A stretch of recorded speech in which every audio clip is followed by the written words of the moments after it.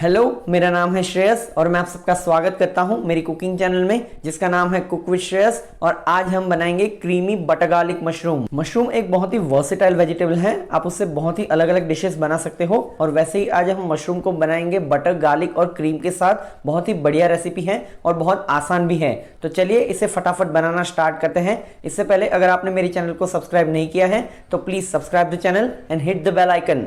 तो creamy garlic mushroom बनाने के लिए सबसे पहले तो मैं एक पैन चढ़ा दूंगा और पैन में मैं डालूंगा करीबन 1 टेबलस्पून जितना ऑयल। जैसे ही ऑयल गर्म हो जाता है मैं इसमें डालूंगा करीबन 2 टेबलस्पून जितना बटर। बटर डालने के बाद हमें पैन को अच्छे से हिलाना है ताकि बटर अच्छे से मेल्ट हो जाए। जैसे ही बटर अच्छे से मेल्ट हो जाता है मैं इसमें डालूंगा करीबन 2 मीडियम साइज के अनियन जिसको मैंने पतला पतला स्लाइस कर लिया है। अनियंस डालने के तुरंत बाद हमें इसे सौते करना है। हम इसे अच्छे से दबाएंगे ताकि अनियंस के सारे पेटल्स अलग हो जाए और ये अच्छे से फ्राई हो पाए। हमें अनियंस को अच्छे से 7 से 8 मिनट तक फ्राई करना है मीडियम फ्लेम पे ताकि अनियंस अच्छे से ब्राउन हो जाए। इस स्टेज पे अनियंस को अच्छे से पकाना बहुत ही ज़रूरी है। यहाँ पे हमें जो फ्लेवर चाहिए वो अनियंस की ब्राउनिंग से ही आता है। तो यहाँ पे अनियंस को अच्छे से कैरेमलाइज करना, अच्छे से लाइट ब्राउन करना बहुत ही ज़रूरी है। करीबन 3 से 4 मिनट तक पकाने के बाद आप देख सकते हो कि अनियंस लाइट ब्राउन होने लगे हैं। अब इस स्टेज से हमें अनियंस को और पकाना है करीबन 2 से 3 मिनट तक। करीबन 2 से 3 मिनट तक और पकाने के बाद जैसे कि आप वीडियो में देख सकते हो अनियंस अच्छे से गोल्डन ब्राउन होने लगे हैं। हमें अनियंस को इसी स्टेज पे पकाना है, हमें इससे ज़्यादा अनियंस को फ्राई नहीं करना है वरना अनियंस बर्न हो जाएंगे, अनियंस काले पड़ जाएंगे, उसका स्वाद एकदम कड़वा हो जाएगा जो खाने में बिल्कुल भी अच्छा नहीं लगेगा। हमें अनियंस को जलाना नहीं है, बस ब्राउन करना है जो इस स्टेज पे हो चुके हैं। इसमें एक proper bitter sweet flavour develop हो चुका है जो मशरूम के साथ बहुत ही अच्छा जाता है। जैसे ही अनियंस ब्राउन हो जाते हैं हम इसमें डालेंगे मशरूम्स। मैंने यहाँ पे करीबन 200 ग्राम जितने बटन मशरूम्स ले लिए हैं जिसको मैंने हाफ में कट कर लिया है। जैसे ही मशरूम्स हम इसके अंदर डालते हैं हमें इसको अच्छे से स्टर करना है और हम इसे अनियंस के साथ करीबन 2 से 3 मिनट तक सौते करेंगे। हमें यहाँ पे मशरूम्स को पूरा नहीं पकाना है। मशरूम के अंदर जो शार्पनेस होती है बस हमें वही निकालनी है। वो हल्के से सौते हो जाने चाहिए, हल्के से पक जाने चाहिए, हमें इसे पूरा नहीं पकाना है।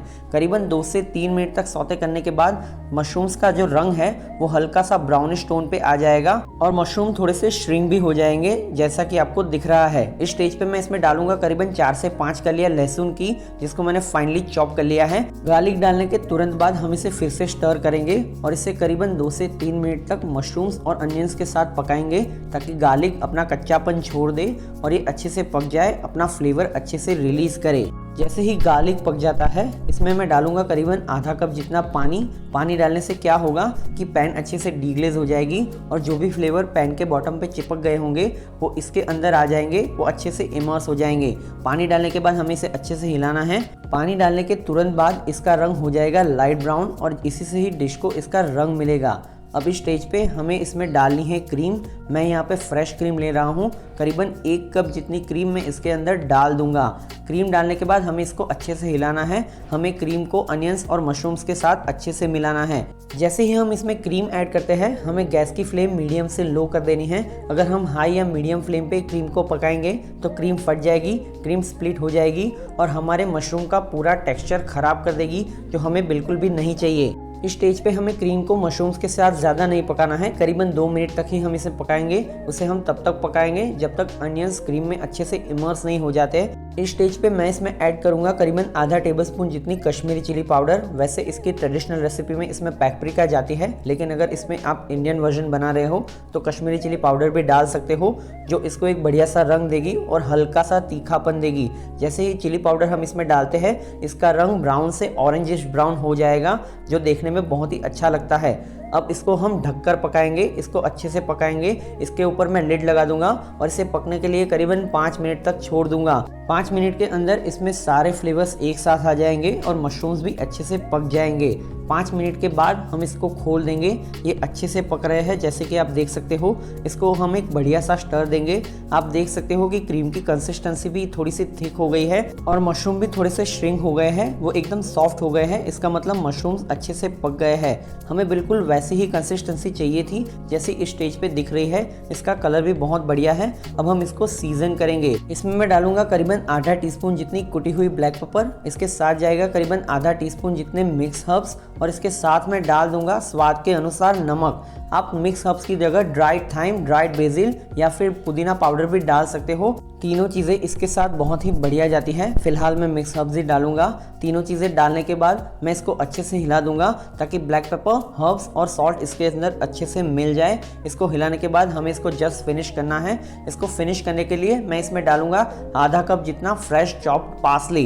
पार्सली की जगह आप कोरिएंडर लीव्स या फिर फ्रेश बेसिल भी डाल सकते हो। पार्सली डालने के बाद हमें इसे फाइनल स्टर देना है। जैसे कि आप देख सकते हो कि क्रीम की कंसिस्टेंसी एकदम थिक हो गई है, ये अच्छे से लिपट रही है मशरूम्स के साथ, तो ये एकदम बढ़िया हो गया है जैसा हमें चाहिए था। हमारा क्रीमी बटर गार्लिक मशरूम्स बन के रेडी है। अब हम इसको सर्व करेंगे। सर्व करने के लिए मेरे पास यहाँ पे एक बढ़िया सी प्लेट है। मैं इसमें हमारे क्रीमी बटर गार्लिक मशरूम को निकालूंगा। सॉफ्ट टेंडर मशरूम के साथ क्रीमी सॉस एक परफेक्ट कॉम्बिनेशन है। लास्ट में इसके ऊपर मैं एक पार्सली लीफ रख दूंगा। तो इसे जल्दी से अपने घर पे बनाइए और एंजॉय कीजिए। आपको ये रेसिपी कैसी लगी आप नीचे कमेंट करके भी बता सकते हैं। और अगर आपको ये वीडियो पसंद आई हो तो इसे लाइक कीजिए, शेयर कीजिए, मेरी चैनल को सब्सक्राइब कीजिए और बेल आइकन को दबाना ना भूले। मैं आपको मिलता हूं अगले वीडियो में ऐसी ही एक आसान रेसिपी के साथ। तब तक कीप कुकिंग।